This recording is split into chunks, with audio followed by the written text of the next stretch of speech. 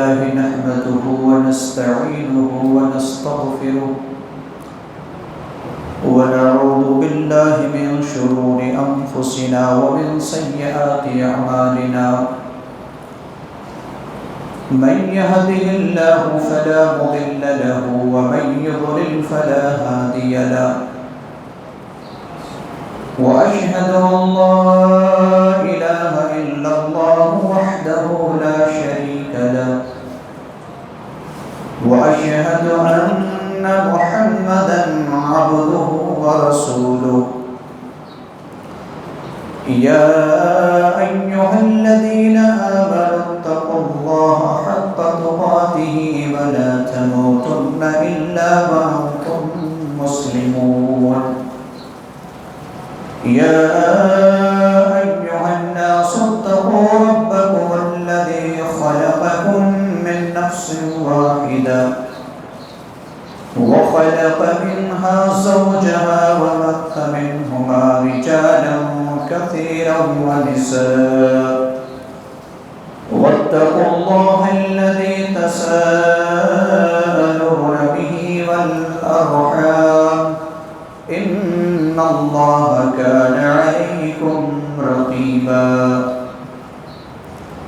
يا أيها الذين آمنوا اتقوا الله وقولوا قولا سديدا يصلح لكم أعمالكم ويغفر لكم ذنوبكم ومن يطع الله ورسوله فقد فاز فوزا عظيما أما بعد فإن خير الحديث كتاب الله وخير الهدي هدي محمد صلى الله عليه وسلم وشر الأمور محدثاتها وكل محدثة بدعة وكل بدعة ضلالة وكل ضلالة في النار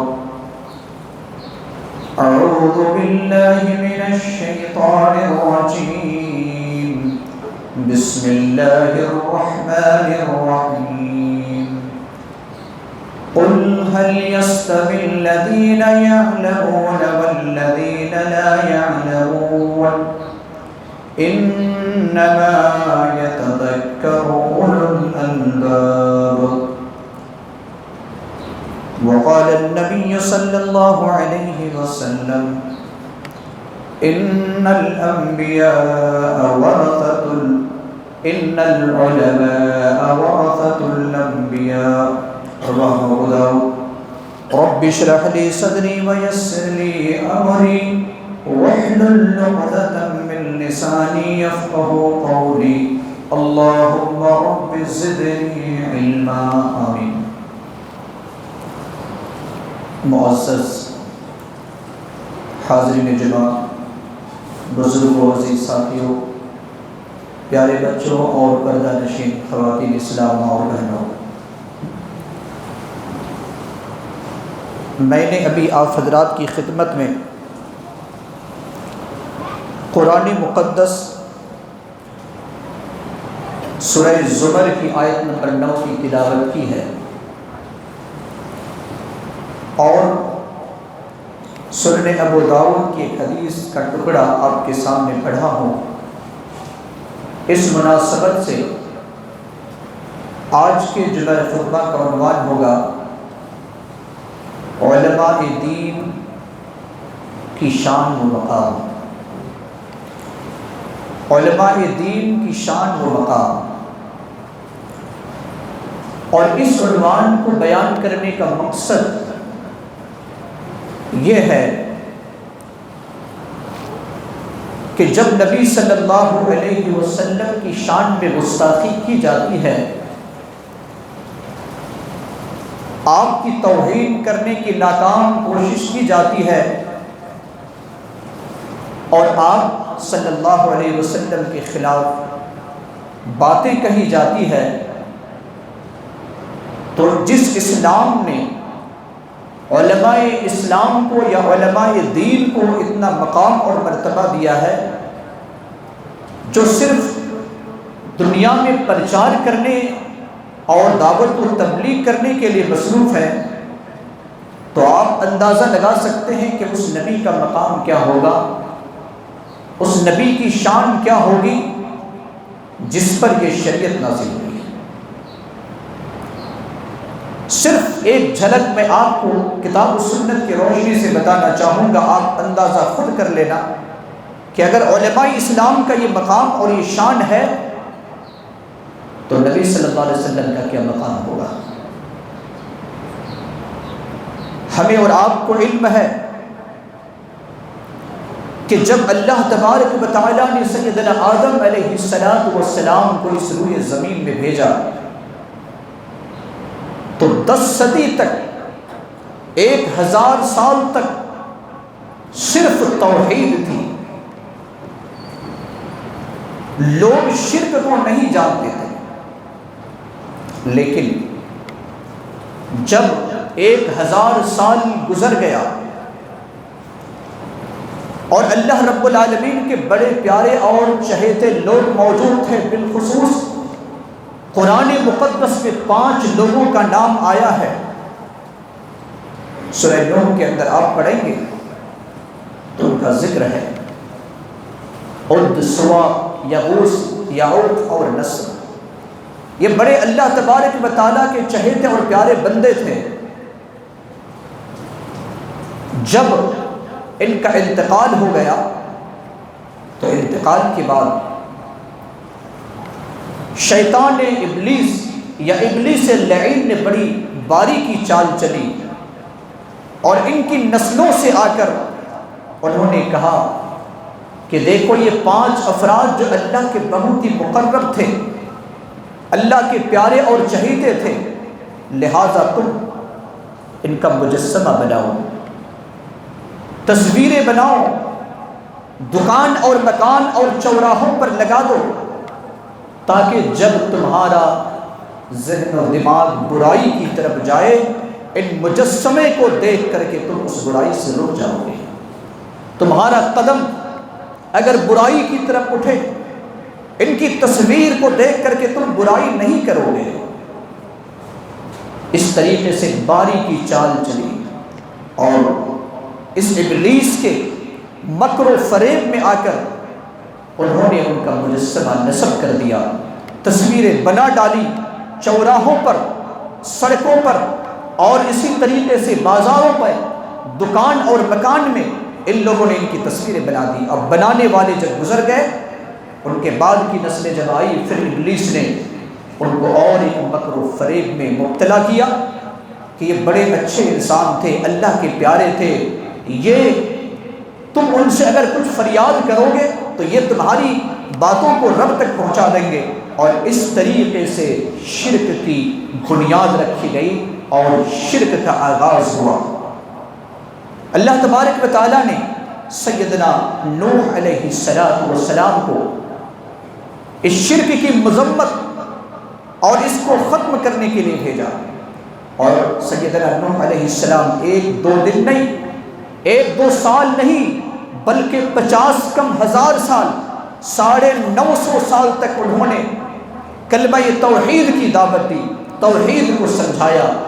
اور پھر اس کے بعد نوح علیہ السلام گزر گئے، پھر ہود علیہ السلام، صالح علیہ السلام، شعیب علیہ السلام، موسیٰ علیہ السلام، ابراہیم علیہ السلام، لوط علیہ السلام، ایک کے بعد دیگرے اللہ تبارک و تعالیٰ نے نبیوں کا سلسلہ اور توحید کی دعوت کا سلسلہ جاری رکھا، اور اس سلسلے کی آخری کڑی جناب محمد رسول اللہ صلی اللہ علیہ وسلم پر مہر لگا دی۔ اللہ تبارک و تعالیٰ نے قرآن مقدس کے اندر فرمایا کہ اب اس کے بعد کوئی نبی نہیں، نبی صلی اللہ علیہ وسلم نے نبی حدیث کے اندر فرمایا ما کان محمد ابا احد من رجالکم ولکن رسول اللہ وخاتم النبیین۔ محمد صلی اللہ علیہ وسلم تم میں سے کسی کے باپ نہیں ہیں، تم مردوں میں سے کسی کے باپ نہیں، لیکن اللہ کے رسول ہیں اور نبیوں کو ختم کرنے والے ہیں، نبیوں پر مہر لگانے والے ہیں۔ امام کائنات علیہ السلام نے اعلان کیا انا خاتم النبیین لا نبی بعدی، میں آخری نبی ہوں، میرے بعد کوئی نبی نہیں آ سکتا۔ لیکن آپ صلی اللہ علیہ وسلم نے یہ فرمان بھی جاری کیا، امت کے لیے ایک فرمان کو جاری کیا۔ جب یہ سلسلہ نبوت اور رسالت کا ختم ہو گیا، آپ نے یہ بھی کہا کہ میرے بعد بہت سارے ایسے لوگ آئیں گے جو نبوت کے جھوٹے دعویٰ کریں گے۔ بعض حدیث کے اندر 30 کا تذکرہ ہے اور 30 کا نام کذاب اور دجال بتایا، جھوٹے ہوں گے، مکر و فریب کرنے والے ہوں گے جو میرے بعد نبوت کے دعویٰ کریں گے۔ اب یہ کام کی ذمہ داری کسے دی گئی؟ نبی صلی اللہ علیہ وسلم پر مہر نبوت لگ گئی، اب اس کے بعد اور نبی نہیں آ سکتے۔ یہ ذمہ داری اللہ سبحانہ و تعالیٰ نے اور نبی صلی اللہ علیہ وسلم نے امت کے علماء کو یہ ذمہ داری دی ہے۔ سنن ابو داؤد کی روایت ہے، سنن ترمذی اور سنن ابن ماجہ، تینوں حدیث کے اندر یہ حدیث موجود ہے، ان العلماء ورثۃ الانبیاء۔ اب نبوت اور رسالت کا سلسلہ ختم ہو گیا، نبی اور رسول نہیں آئیں گے، لیکن یاد رکھو کہ یقیناً علماء نبیوں کے وارث ہوں گے۔ نبیوں کے وارث کس کو اللہ کے رسول صلی اللہ علیہ وسلم نے بنایا؟ علماء کو۔ یہ سند دی، سرٹیفکیٹ دیا۔ اور کس چیز کے وارث بنیں گے؟ مال و جائیداد کے۔ کس چیز کے وارث بنیں گے؟ اللہ کے رسول صلی اللہ علیہ وسلم نے فرمایا وَإِنَّ الْأَنْبِيَاءَ لَمْ يُؤَرِّثُوا دِينَارًا وَلَا دِرْهَمًا۔ انبیاء علیہم السلام جو گزر کر جاتے ہیں تو دینار اور درہم کو، روپیے پیسے کو چھوڑ کر نہیں جاتے ہیں، چھوڑ کر کیا جاتے ہیں؟ وَرِّثُوا الْعِلْمَ، علم کو چھوڑ کر جاتے ہیں۔ تو گویا کہ علم جو کتاب و سنت کا ہے، اس علم کو چھوڑ کر جاتے ہیں، اور اس کے وارث کون بنتے ہیں؟ علماء کرام بنتے ہیں۔ اللہ کے رسول صلی اللہ علیہ وسلم نے اس طریقے سے انبیاء علیہم السلام کے بعد علماء کرام کو یہ ذمہ داری اللہ کے رسول صلی اللہ علیہ وسلم نے دی، اور کہا کہ یہ ذمہ دار جو ہے علماء کرام ہیں اور یہ وارث ہیں۔ کسی کو وراثت میں ملنا یہ کوئی معمولی بات نہیں ہے، ان کے عزت اور مقام کو بڑھاتا ہے، اس کی شان اور شوکت کو بڑھاتا ہے۔ اللہ تبارک و تعالیٰ نے قرآن مقدس سورہ فاطر کی آیت نمبر 28 میں ارشاد فرمایا انما یخشی اللہ من عبادہ العلماء ان اللہ عزیز غفور۔ روئے زمین میں جتنے بھی بندے ہیں، ان تمام بندوں میں سب سے زیادہ ڈرنے والے، اللہ کا خوف رکھنے والے، اللہ کی خشیت اپنے سینے میں رکھنے والے علماء ہیں۔ یہ اللہ نے سرٹیفکیٹ دی، یہ سند اللہ کی طرف سے ہے کہ روئے زمین میں بہت قسم کے لوگ رہتے ہیں، کوئی ڈاکٹر بھی ہے، انجینئر بھی ہے، سیاست داں بھی ہے، سائنس داں بھی ہے، کوئی رائٹر بھی اور کاتب بھی ہے، تو کوئی شاعر ہے، کوئی اور ہے۔ دنیا کے اندر جتنے بھی فنون ہیں ان کے ماہرین ہیں، لیکن اللہ رب العالمین نے کہا یاد رکھو مجھ سے سب سے زیادہ ڈرنے والے روئے زمین کے اندر اگر کوئی جنم لے گا تو وہ علماء ہوں گے۔ یہ اللہ رب العالمین نے ارشاد فرمایا۔ اللہ تبارک و تعالیٰ نے قرآن مقدس سورہ مجادلہ کے اندر، سورہ مجادلہ کی آیت نمبر 11 میں ارشاد فرمایا یرفع اللہ الذین آمنوا منکم والذین اوتوا العلم درجات۔ اللہ سبحانہ و تعالیٰ اہل ایمان اور اہل علم کے درجات کو بلند کرے گا، علم والوں کے اور ایمان والوں کے درجات کو بلند کرے گا۔ آج ہم مسلمانوں میں علماء کا کیا مقام ہے؟ آج ہم مسلمانوں میں علماء کا کیا مقام ہے، جس کو ہم وارثین انبیاء کہتے ہیں؟ کس نظر سے دیکھتے ہیں؟ کیسے سلوک، کس سلوک سے پیش آتے ہیں؟ کس طریقے سے ہم بحث و مباحثہ کرتے ہیں اور کس طریقے سے ہم ان سے رویہ کرتے ہیں؟ جس کو اللہ تبارک و تعالیٰ نے کہا کہ ہم نے اہل علم کے مقام کو اونچا کر دیا، ہم نے ان کے مقام کو اور رتبہ کو بڑھا دیا۔ آج امت مسلمہ کے لوگ نیچی نظر سے دیکھتے ہیں، جس کو اللہ نے بڑھایا ہم اسے نیچی نظر سے دیکھتے ہیں۔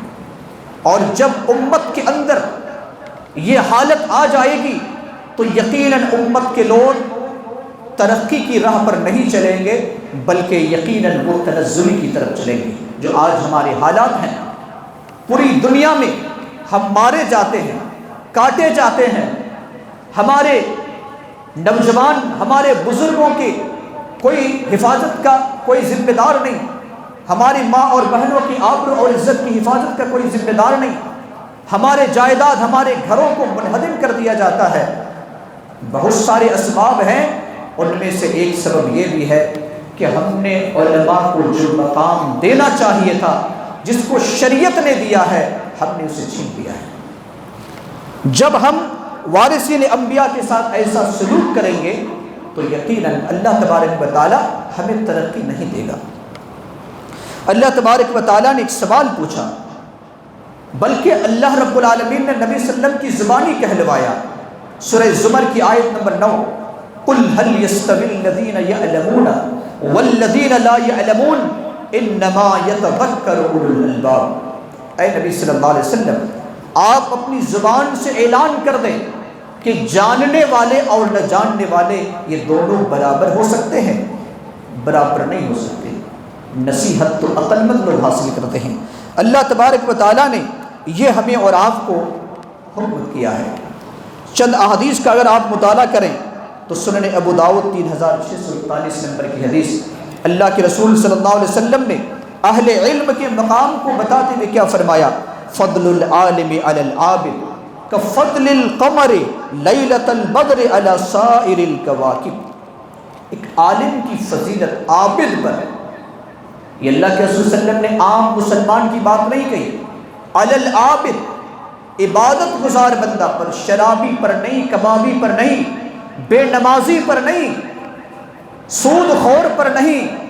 اللہ کے رسول صلی اللہ علیہ وسلم نے فرمایا جو عبادت گزار بندہ ہے اس کے مقابلے میں ایک عالم کا مقام کیا ہے۔ جس طریقے سے آپ صلی اللہ علیہ وسلم نے فرمایا، ایک مثال دی اور کہا کہ 14ویں کی رات کا چاند تم نے دیکھا ہے، اور 14ویں رات کا چاند جس طریقے سے چمکتا ہے، اور ایک چاند ہوتا ہے، ستارے بہت سے ہوتے ہیں، جس طریقے سے مقام اس چاند کا ہے اس ستاروں پر، اسی طریقے سے مقام ایک عالم کا عبادت گزار بندوں پر ہے۔ آج ہم نے کیا مقام دیا ہے؟ اسلام نے یہ مقام دیا ہے، قرآن نے یہ مقام دیا ہے، حدیث نے یہ مقام دیا ہے۔ ذرا بتائیے کہ علماء اسلام جو اپنی جان کو وقف کرتے ہیں اللہ کے دین کی اشاعت کے لیے، آج ہم جس ملک پر رہتے ہیں، اگر اس ملک میں لاکھوں اور کروڑوں علماء قربانی نہ کیے ہوتے، توحید کی دعوت یہاں تک نہ پہنچتی، اور نہ ہی انگریز کی غلامی سے ہمیں نجات ملتی۔ چاندنی چوک آج بھی گواہ ہے، صرف علماء کو رسیوں اور فندوں میں ڈال کر کے کوئی ایسا درخت نہیں تھا جس میں انہیں پھانسی کے پھندے میں نہ لٹکایا گیا ہو۔ ہزاروں کی تعداد میں نہیں، لاکھوں کی تعداد میں علماء کو قربانی دینی پڑی ہے، تب جا کر یہ ہندوستان آزاد ہوا ہے۔ ہندوستان میں اسلام اس طریقے سے آیا، توحید کی دعوت یہاں تک پہنچی۔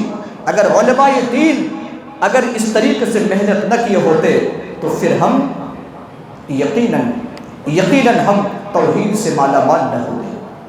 آج ہمارے حالات یہ ہیں، آج ہم اور آپ جائزہ لیں، آپ پورے جگتیال ضلع کا جائزہ لیں، کتنے لوگ ہیں جو اپنے بچے کو عالم کی راہ پر یا عالم کے علم سے نوازتے ہیں؟ کتنے لوگ ہیں؟ آپ کو ہزاروں ڈاکٹر مل جائیں گے، مسلمانوں کی بات، ہزاروں انجینئر مل جائیں گے، ہزاروں ہر فیلڈ کے ماہر مل جائیں گے، لیکن نہیں ملیں گے تو عالم جو دین کی خدمت کرنے والا ہو، کوئی اپنا بچہ کو اس کی طرف توجہ دلانے کی کوشش نہیں کرتا۔ سنیے اللہ کے رسول صلی اللہ علیہ وسلم کی حدیث، سنن ابو داؤد حدیث نمبر 3641، اور یہ حدیث سنن ترمذی کے اندر بھی ہے، سنن ابن ماجہ کے اندر بھی ہے۔ پیارے رسول صلی اللہ علیہ وسلم کیا فرماتے ہیں؟ سیدنا ابو دردہ رضی اللہ عنہ اس حدیث کے راوی ہیں، فرماتے ہیں من سلک طریقہ یطلب فیہ علما سلک اللہ بہ طریقا من طرق الجنہ، جو قرآن اور حدیث کے علم حاصل کرنے کے لیے راستے پر چل پڑتا ہے، اللہ تبارک و تعالیٰ اس بندے کو جنت کے راستے پر چلا دیتا ہے۔ جو قرآن اور حدیث کا علم حاصل کرنے کے لیے چلتا ہے، اللہ سبحانہ و تعالیٰ اس بندے کو کہاں؟ جنت کے راستے پر چلا دیتا ہے۔ کس کا فرمان ہے؟ امام کائنات علیہ الصلوۃ والسلام کا۔ آگے آپ نے کیا فرمایا؟ وَإِنَّ الْمَلَائِكَةَ لَتَضَعُ أَجْنِحَتَهَا رِضًا لِطَالِبِ الْعِلْمِ، جو اللہ کی رضا کے لیے قرآن اور حدیث کا علم حاصل کرتا ہے، زمین پر جب وہ پیر رکھتا ہے تو فرشتے اپنے پروں کو بچھا دیتے ہیں۔ آج ہم اور آپ دیکھتے ہیں کہ کوئی دوسرے ملک کا پی ایم آ جائے، کوئی بادشاہ آ جائے تو قالین بچھا دی جاتی ہے، ایئرپورٹ پر، مطار پر اس طریقے سے بچھا دی جاتی ہے اس کی عزت کے لیے۔ اللہ کے رسول صلی اللہ علیہ وسلم کیا عزت فرماتے ہیں؟ فرشتے کوئی عام مخلوق نہیں ہے۔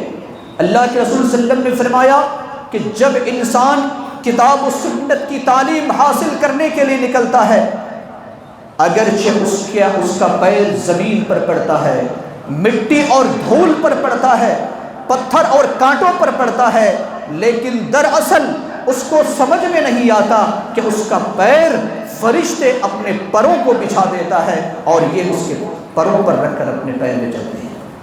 صرف اتنا ہی نہیں، اللہ کے رسول صلی اللہ علیہ وسلم نے آگے فرمایا وَإِنَّ الْعَالِمَ لَيَسْتَغْفِرُ لَهُ مَنْ فِي السَّمَاوَاتِ وَمَنْ فِي الْأَرْضِ وَالْحِيطَانُ فِي جَوْفِ الْمَاءِ، یہ فضیلت کسی اور کو نہیں ہے۔ اللہ کے رسول صلی اللہ علیہ وسلم نے کیا فرمایا کہ اہل علم کے لیے، علماء کے لیے آسمان میں جتنے ہیں سب کوئی، زمین میں جتنے ہیں سب کوئی، یہاں تک کہ سمندر میں تیرنے والی مچھلیاں بھی اہل علم کے حق میں استغفار کرتی ہیں۔ کس کے حق میں؟ آسمان میں کون رہتے ہیں؟ فرشتے رہتے ہیں، فرشتے دعا کرتے ہیں اہل علم کے حق میں۔ زمین میں انسان ہی نہیں، جمادات بھی ہے، نباتات بھی ہے، طیور اور پرندے بھی ہیں، کیڑے مکوڑے بھی ہیں، اور نہ جانے فضا میں کتنی مخلوقات اڑنے والی ہے، اور جنگلوں میں کتنے مخلوقات ہوں گے، زمین کے نیچے کتنے کیڑے مکوڑے ہوں گے۔ اللہ کے رسول صلی اللہ علیہ وسلم نے یہاں تک فرمایا کہ سمندر میں تیرنے والی مچھلیاں بھی رب سے کہتی ہے اے اللہ ان کے گناہوں کو معاف فرما دے۔ اللہ کے رسول صلی اللہ علیہ وسلم نے یہ سند کسی اور کو نہیں دی، صرف علماء کو اللہ کے رسول صلی اللہ علیہ وسلم نے دی ہے، کسی کو یہ مقام اور مرتبہ نہیں دیا۔ اسی طریقے سے اللہ کے رسول صلی اللہ علیہ وسلم کی فضیلت، اللہ کے رسول صلی اللہ علیہ وسلم نے علماء کی بڑی فضیلت کو احادیث کے اندر بیان کیے ہیں۔ اللہ کے رسول صلی اللہ علیہ وسلم نے فرمایا، صحیح بخاری کی روایت ہے، خیرکم من تعلم القرآن وعلمہ، اس روئے زمین میں سب سے بہتر کون ہے؟ ہم کسی اور کو کہتے ہیں بہتر، کسی اور کو کہتے ہیں، جو اپنے فن میں ماہر ہے اسے ہم بہتر کہتے ہیں، لیکن نبی صلی اللہ علیہ وسلم کی زبان مبارک میں کس کے لیے بہتر کے کلمات نکلے؟ تم میں سے بہتر وہ ہے جو قرآن کو سیکھے اور قرآن کو سکھائے، سیکھنے والا، سکھانے والا۔ اللہ کے رسول صلی اللہ علیہ وسلم نے فرمایا روئے زمین کے اندر سب سے بہتر ہے۔ قرآن ایک ایسا کلام ہے جس کے بارے میں اللہ کے رسول صلی اللہ علیہ وسلم نے فرمایا ان اللہ یرفع بہذا الکتاب اقواما ویدع بہ آخرین، یہ قرآن کے ذریعے سے اللہ تبارک و تعالی ایک قوم کو ترقی عطا فرماتا ہے، اونچے مقام پر لے جاتا ہے، عزت سے نوازتا ہے، اور جب اس قرآن کو ترک کر دیتا ہے تو پھر وہ انسان ذلیل و خوار ہو جاتا ہے۔ وہ معزز تھے زمانے میں مسلمان ہو کر، وہ معزز تھے زمانے میں مسلمان ہو کر، ہم خوار ہوئے تارک قرآن ہو کر۔ یہ آج ہماری حقیقت ہے، آج ہماری اصلیت ہے۔ کہنے کا مطلب یہ ہے مسلمانوں کہ جس رسول صلی اللہ علیہ وسلم پر یہ شریعت نازل ہوئی، اس شریعت کے پرچار کرنے والوں کو، اس کی دعوت و تبلیغ کرنے والوں کو اگر قرآن اور حدیث نے یہ مقام دیا ہے تو یہ شریعت جس پر نازل ہوئی ہے، اللہ کے رسول صلی اللہ علیہ وسلم کا کیا مقام ہو سکتا ہے؟ کیا مقام ہو سکتا ہے؟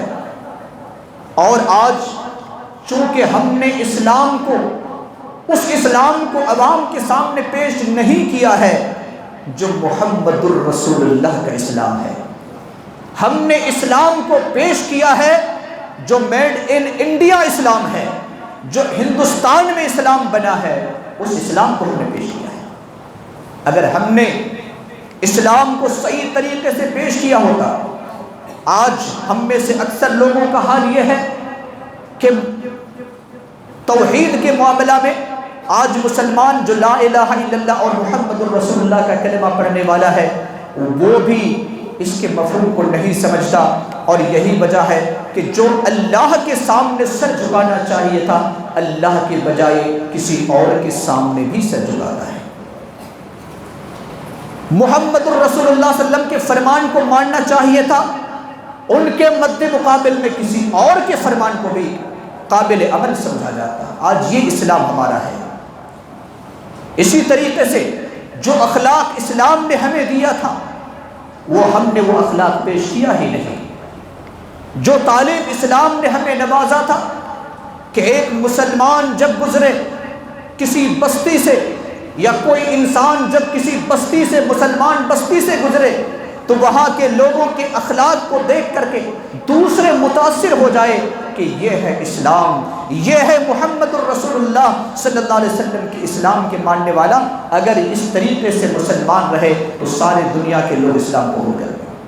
لیکن آج مسلمان کی بستیوں سے آپ گزرے، کسی مسلمان سے ملاقات کریں تو اکثر لوگوں کا حال یہ ہے مسلمانوں کہ آج ہم نے وہ اسلام کو پایا ہی نہیں، وہ اسلام کو ہم نے پڑھا ہی نہیں، اس اسلام کی طرف ہماری کوئی متوجہ ہی نہیں، اس اسلام پر ہمارا عمل نہیں جو اسلام آج سے 1450 سال پہلے امام کائنات علیہ السلام لے کر آئے تھے۔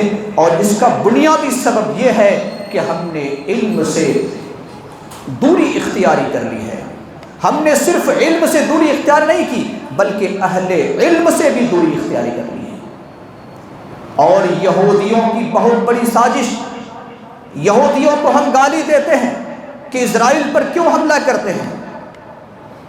یہودیوں کی بہت بڑی سازش یہ ہے کہ مسلمانوں کو علماء سے دور کر دو، اس طرح مصروف کر دو کہ علماء سے عوام کٹ جائے، اور جب عوام کٹ جائے تو بس اس کا بیڑا غرق ہو جائے گا، جو آج ہم دیکھ رہے ہیں۔